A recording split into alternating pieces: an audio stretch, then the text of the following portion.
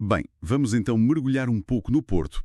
Temos aqui fontes que descrevem uma cidade muito marcada pelo Douro, claro, com um centro histórico classificado pela Unesco, Sim. e não só, também a Ponte Luís I, o Mosteiro da Serra do Pilar.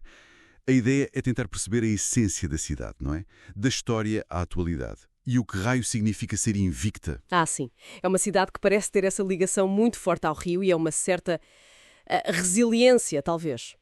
É, sem dúvida, o coração da região norte e um destino muito conhecido lá fora. Vamos lá ver o que conseguimos destrinchar. Ok, começando pelo princípio. As fontes ligam a origem do nome Portugal a Portuscal, que era um povoado antigo, ali na zona. E depois, claro, o infante Dom Henrique, figura-chave nos descobrimentos, nasceu lá.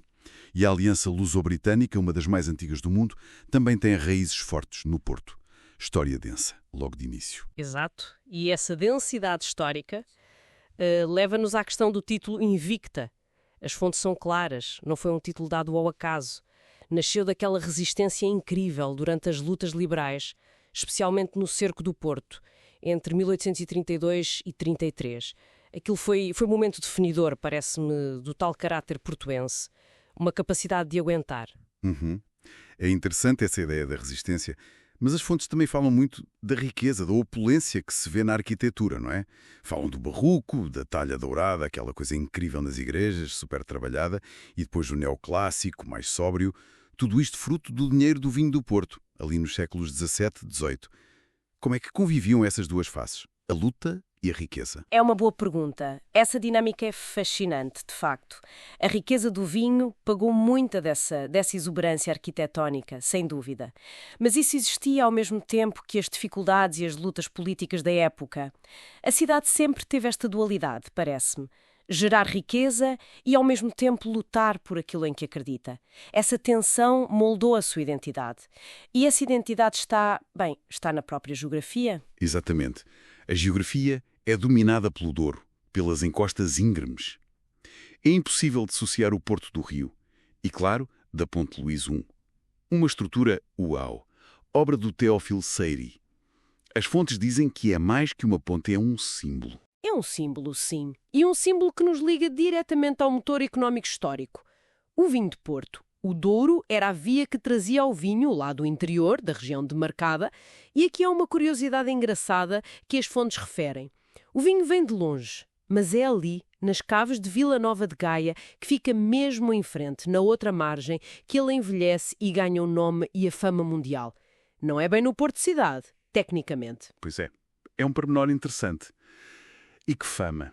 As fontes até detalham as variedades. Ruby, Tawny, Vintage, Branco. Continua a ser um embaixador brutal da região.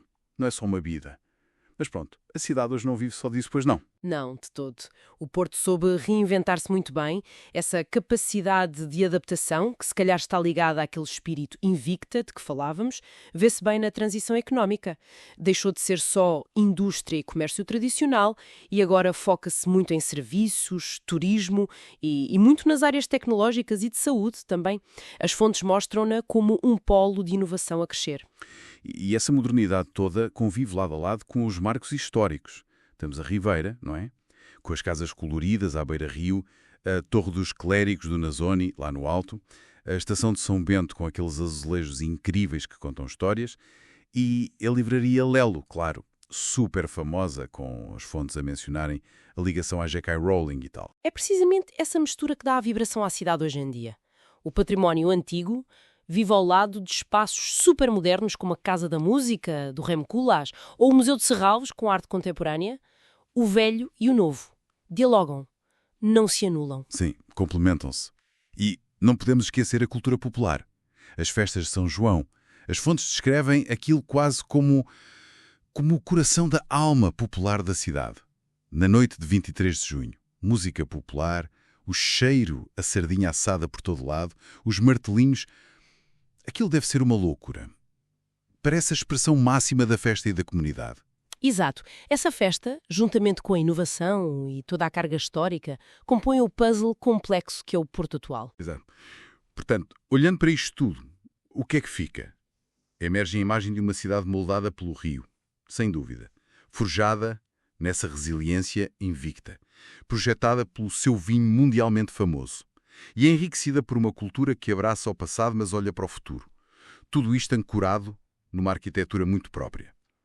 Uma cidade que se adapta, mas sem perder a sua identidade, parece? Exato. E isso, se calhar, deixa-nos com uma reflexão final interessante. Algo que as fontes nos levam a pensar.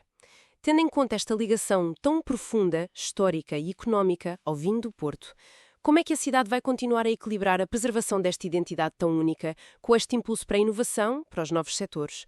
Como é que essa harmonia se vai manter no futuro? Fica a questão no ar, não é?